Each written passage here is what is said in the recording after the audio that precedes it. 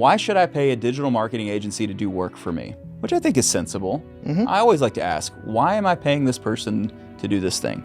And why can't I just do it myself? The problem is somebody who's not necessarily a design professional gets in there and sees this nice template in Canva and have the ability to change things around and really muck it up, you know? And I've seen that. Yeah, happens all the time.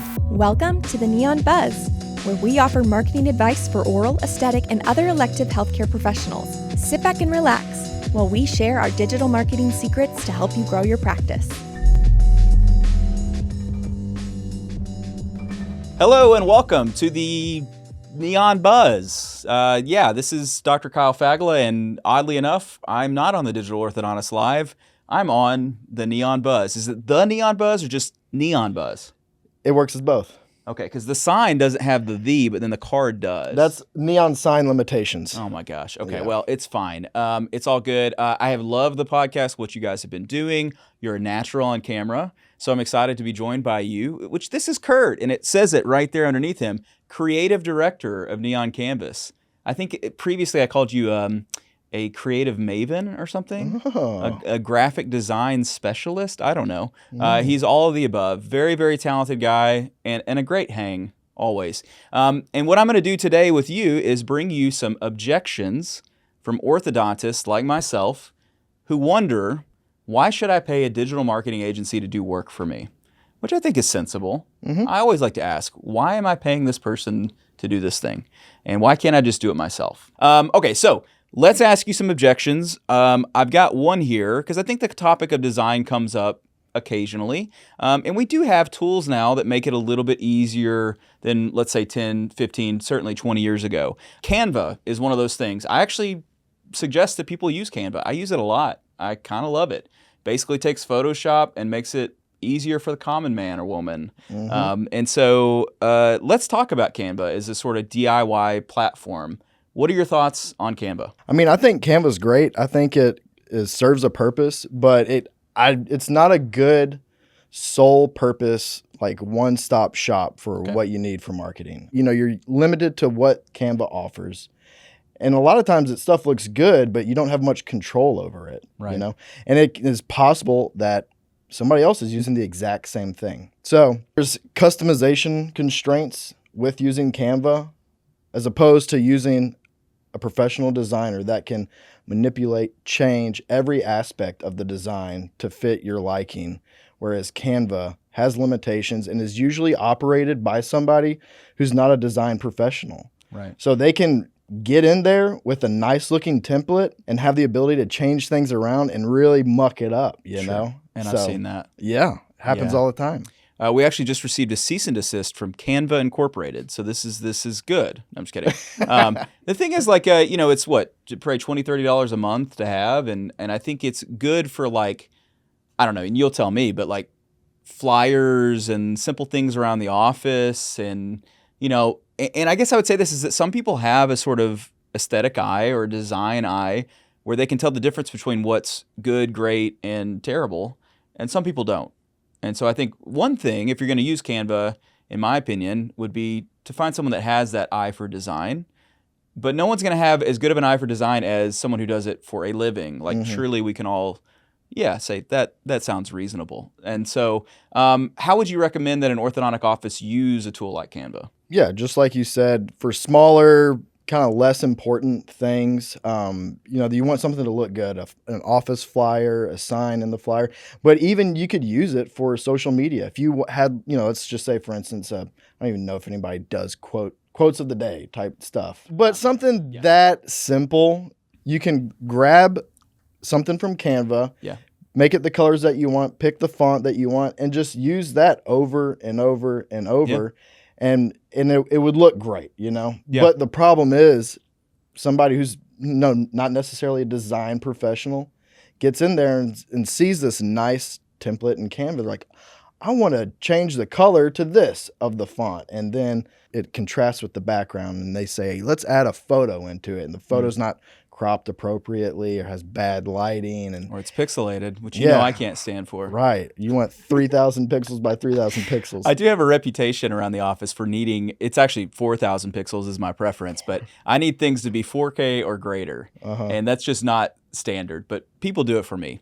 You know, I heard a story about Steve Jobs, and I'm not trying to make myself out to be Steve Jobs, but first O in Google across the bottom, apparently they had coded it as the incorrect color, and he noticed it, and he sent an email to Google to let them know. Like, anyway, so again, I'm not Steve Jobs. I don't stick my feet in toilets, but I'm just saying maybe there's some crossover there. I'm OCD. You have looked at a design and noticed 1 pixel difference in something before that I was shocked with. Well, that's what I'm here for, really. Yeah, it's just to correct pixel right asymmetries. To catch that just to catch renegade that little thing. pixel. Yeah, that renegade pixel. I love that. That sounds like a band name, Renegade Pixel.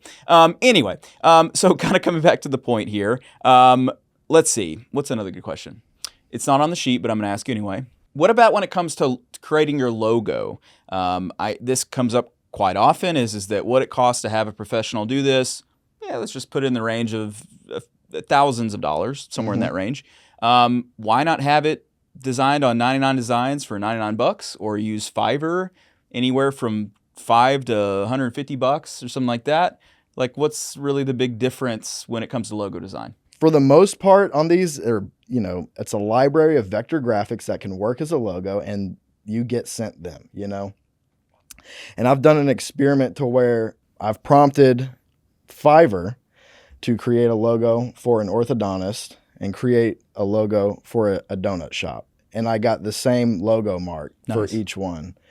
And I thought, that could work if you really finessed it, but it just didn't make sense. I hate to interrupt. I know an orthodontist who has a donut shop in his orthodontic practice. Dr. Grant Collins, the braces guy, he sells donuts at his orthodontic. I'm dead serious. So if we could email that over to him, it would be perfect. Collins Orthodontics. Yeah, and donuts. That's not a bad idea, actually. But with that, you get limited revisions on these online platform logo generators, and the final deliverables from an online platform, you're not going to get that logo created in different orientations, vertical, stacked, elements taken out of it, simplified. You're probably going to get a handful of file types, and that's it. And you don't know who you're talking to, And so working with a design professional, you can have conversations face-to-face or video call, whatever. And I really get to know the person that needs the logo. A lot of times the people that need the logo don't necessarily know what they're looking for. I'm going to ask questions that will get me the information that I need to really create some logo concepts that fit the need. Sure. And I have been through that process with Curt. Curt's the guy when I need a logo for whatever weird thing I'm working on at the moment. I go to him because he'll always surprise me with where his mind goes with it. And to be fair, it's not always where I thought it would go. Occasionally, it's not where I want it to go.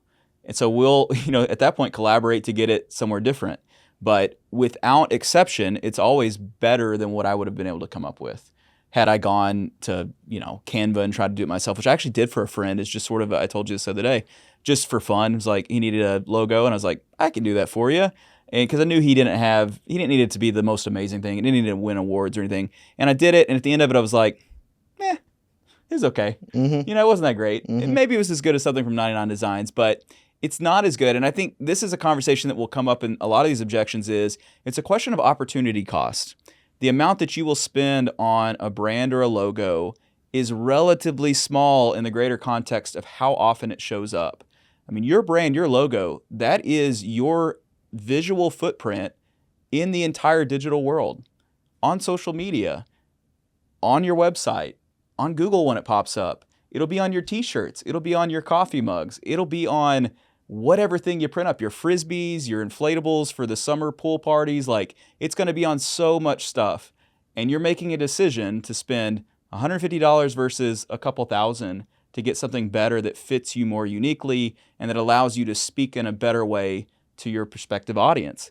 To me, that feels like a no-brainer, especially as a specialist. Like, I expect people to want to pay a little bit more to come to an orthodontist because I'm going to do a better job. I'm going to be able to see what your smile and your bite needs better than someone else, and I'm going to be able to provide it to you.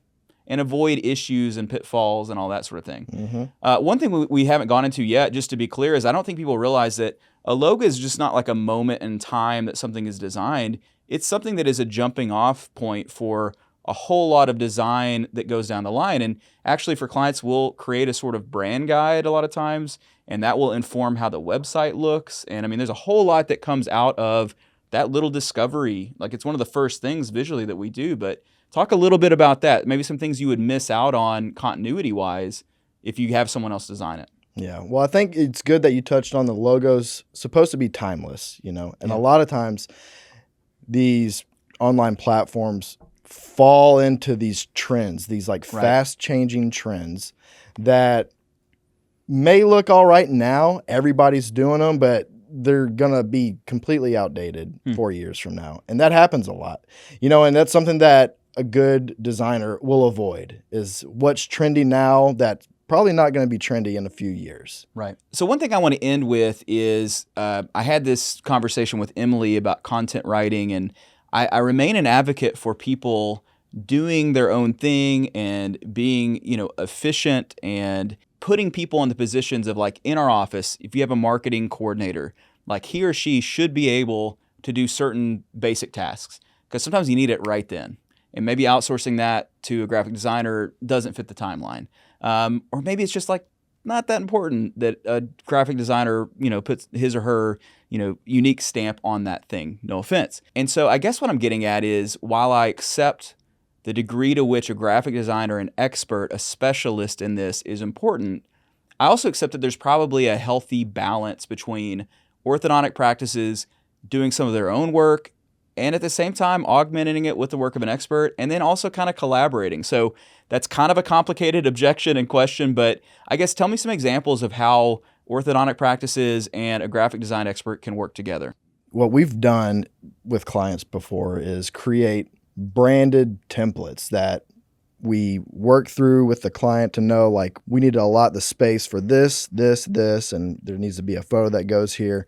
And what I'll do is design that in a way that, it fits the brand, looks great, easy to use, and then send that off to the client. And, what they end up with is a library of, like, completely custom branded Canva templates that they didn't have to search and download and change the color and add this in. It's done by a professional, but they have the ability to then take that template and plug it in, plug all the information that they need for whatever post or, flyer or whatever they need it for. And that kind of fits with this idea of like a brand guide in a sense, which is another thing that I think probably is underrepresented or underappreciated, is the idea that all big brands have very strict brand guides. And to the degree that we ever have supported larger companies, you have to adhere to it exactly. And that's one thing I notice with orthodontic practices, is sometimes the brand guide is a wide open. It's encyclopedic on some level. And that doesn't really work great from a design perspective, because it tells the consumer or the potential patient competing stories, as it were, using different fonts, using different images. Sometimes the images get stretched. They don't fit exactly. So I think there's a certain element of having an expert to make sure that things stay within the lines and that they stay sophisticated. Brand guides are important, especially to abide by them. Every time we brand a company, we have specific color codes, we have specific fonts and imagery that we use.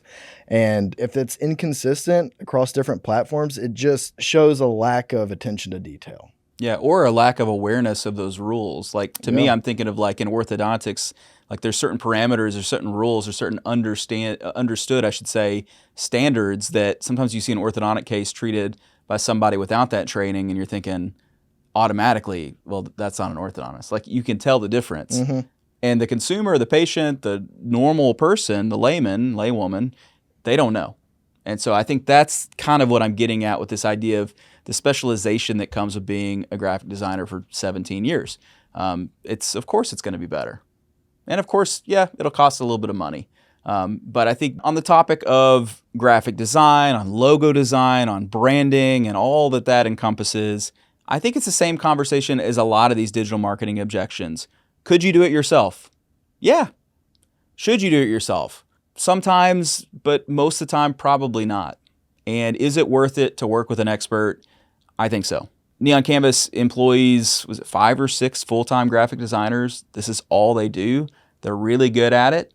Are you going to love every piece of work that comes out of a graphic design process? Oh, no, you're not. But that's what the process is for. It's to get to what it is that speaks for you and that represents you in a visual way to the market and to potential patients. And that is a very important and valuable thing. And I love design, so it speaks to my heart. I love fonts and pixels. They're the best. And you may not be like that. But if you are, there's probably some of this you can do, and you may be really good at it. In another life, you probably could have been a graphic designer too. But do you really want to be an orthodontist and a graphic designer? I don't. Yeah. You know? And so I think that's kind of what it comes down to. So if you ever need help with this or you want to chat with someone about that, I don't know that you would chat just like directly with Curt. He stays pretty busy. But obviously Neon Canvas does those things. And this podcast is here for that, to share things that only experts in marketing know and that they do every day and they're really great at. And so it's an honor to be joined by you, Curt. Thanks for doing this with us. I hope the people out there have really enjoyed this. Do you have any parting words for us? Yeah, Kyle, that's been a great conversation we've had. I think there's a lot of key points, and we're here to help you. That was great. Curt, you're the best.